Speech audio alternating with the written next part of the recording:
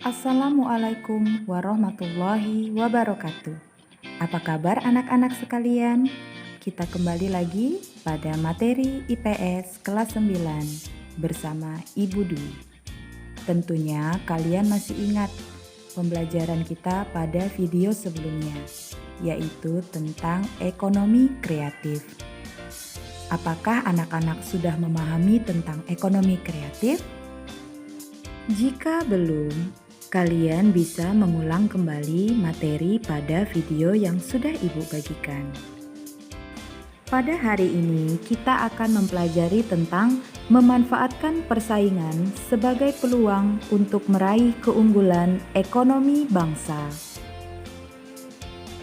Dalam perdagangan internasional, berkembang teori-teori perdagangan, yaitu teori keunggulan mutlak dan teori keunggulan komparatif.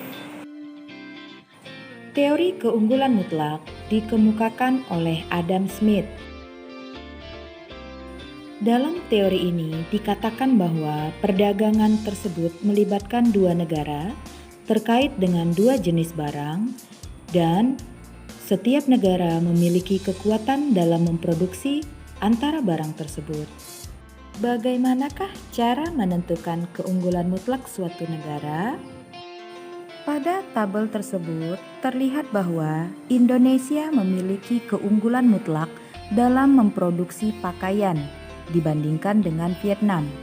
Dengan 100 orang tenaga kerja, Indonesia mampu menghasilkan 500 lembar pakaian, sedangkan Vietnam hanya 250 lembar saja.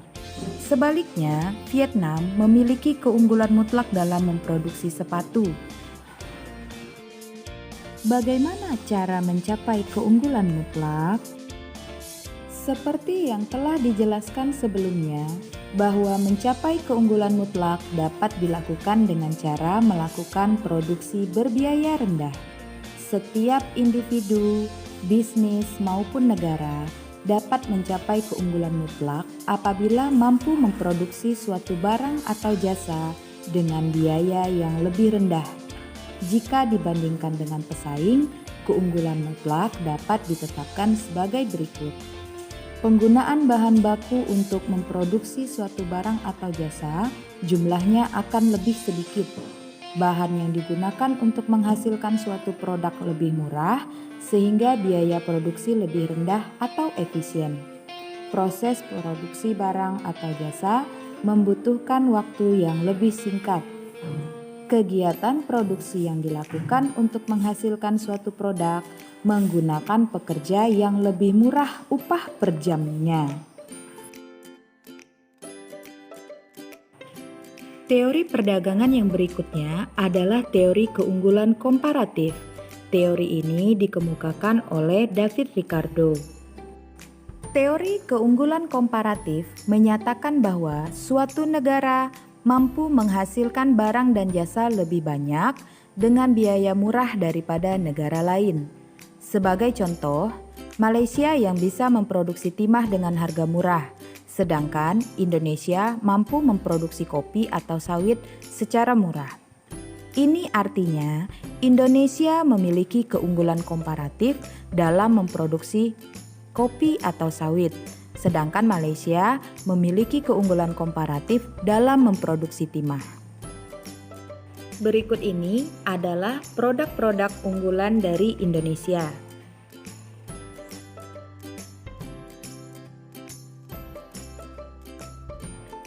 Berikut ini adalah tantangan dalam menghadapi perdagangan internasional dalam era pasar bebas. Yang pertama, ancaman fisik lingkungan. Kedua, eksploitasi ekonomi dan pudarnya identitas kebudayaan. Eksploitasi sumber daya alam berdampak pada kerusakan lingkungan hidup. Perdagangan bebas juga membuka akses meluasnya budaya barat dalam berbagai kehidupan masyarakat Indonesia.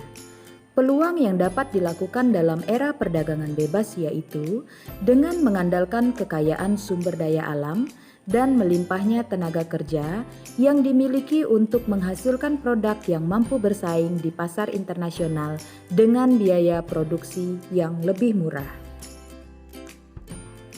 Demikian materi tentang memanfaatkan persaingan sebagai peluang.